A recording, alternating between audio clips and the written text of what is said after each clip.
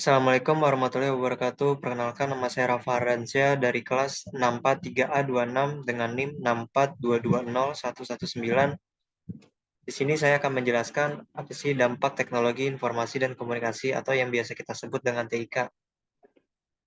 Jadi TIK atau teknologi informasi dan komunikasi juga menimbulkan dampak negatif terhadap manusia apabila tidak digunakan sebagaimana mestinya. Adapun beberapa contoh dampak negatif dari pengguna TIK di lingkungan masyarakat, antara lain, 1. Terasing dari lingkungan, 2. Meningkatnya kejahatan di dunia maya, 3. Merusak moral, 4. Menciptakan kesombongan diri, 5. Mengganggu kesehatan, 6. Meningkatkan jumlah pengangguran, 7. Menurunnya kemampuan berpikir. Selain dampak TIK berakibat negatif pada masyarakat, maka TIK juga memberikan dampak positif dan negatif. Di antaranya adalah 1. Di bidang pendidikan. Dampak positif di bidang pendidikan adalah informasi yang dibutuhkan akan semakin cepat dan mudah diakses untuk kepentingan pendidikan. Dampak negatif TIK di bidang pendidikan adalah kemajuan TIK juga akan semakin mempermudah terjadinya pelanggaran terhadap hak atas kekayaan intelektual atau HAKI. Dan yang kedua, dalam bidang sosial budaya. Di bidang sosial budaya juga memberikan dampak yang tak sedikit, baik dampak positif maupun negatif. Yang pertama adalah informasi yang ada di masyarakat dapat langsung dipublikasikan dan diterima oleh masyarakat. Yang kedua, hubungan sosial antara masyarakat dapat berlangsung di mana saja dan kapan saja. Selanjutnya ada dampak TIK dalam bidang sosial budaya, dan budaya adalah sebagai berikut ini.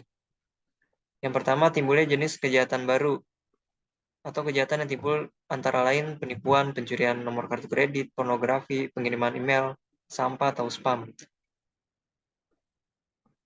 Kemudian ada maraknya perilaku menyimpang yang terjadi di kalangan masyarakat pada umumnya dan remaja pada khususnya. Yang ketiga ada bidang perniagaan dan perdagangan. Untuk bidang ini memiliki dampak positif teknologi yang ada pada contoh berikut ini. 1. Membuka peluang bisnis baru. 2. Pertumbuhan ekonomi yang semakin tinggi. 3. Terjadinya industrialisasi dan masih banyak lagi. Dampak negatif teknologi di bidang perniagaan dan perdagangan ini adalah 1. Mendorong tindakan konsumtif dan pemborosan dalam masyarakat. 2. Menambah angka pengangguran karena tenaga manusia banyak yang digantikan oleh mesin-mesin. Yang keempat ada bidang pemerintahan.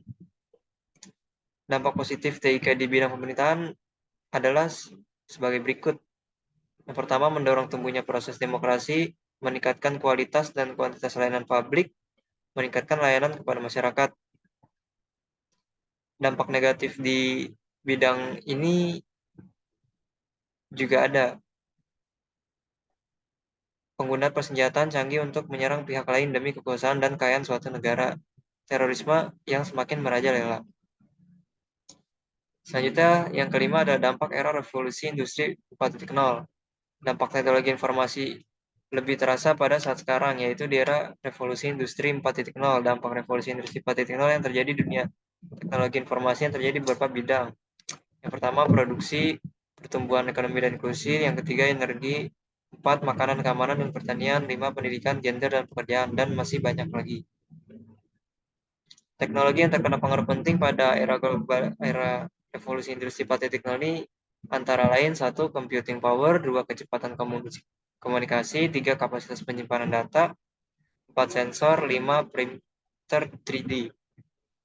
Yang keenam, ada industri otomotif. Dampak revolusi industri dalam bidang otomotif ini, yang pertama, pengemudi sudah mulai digantikan oleh teknologi yang mengakibatkan asuransi sudah mulai tidak diperlukan, dikarenakan semakin menurunnya tingkat kecelakaan.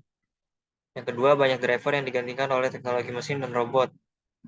Selanjutnya, yang ketujuh ada industri retail. Di industri retail ini, pembuatan e-commerce sebagai contoh nyata di revolusi industri yang dampaknya paling terlihat. Pertama, perusahaan yang langsung menjangkau end user dengan seiring dibuatnya toko online sendiri. Kedua, digital marketing mempengaruhi profit perusahaan manufaktur dikarenakan mudah dalam menjangkau pasar global dengan mudah. Selanjutnya yang kedelapan di bidang logistik, inventory, dan manufaktur. Yang pertama, pekerjaan manufaktur yang sudah mulai digantikan oleh mesin dan robot. Kedua, kurir sudah mulai digantikan oleh drone yang bisa mencapai jarak sejauh 8 km. Yang kesembilan, di bidang teknologi keuangan atau vintage.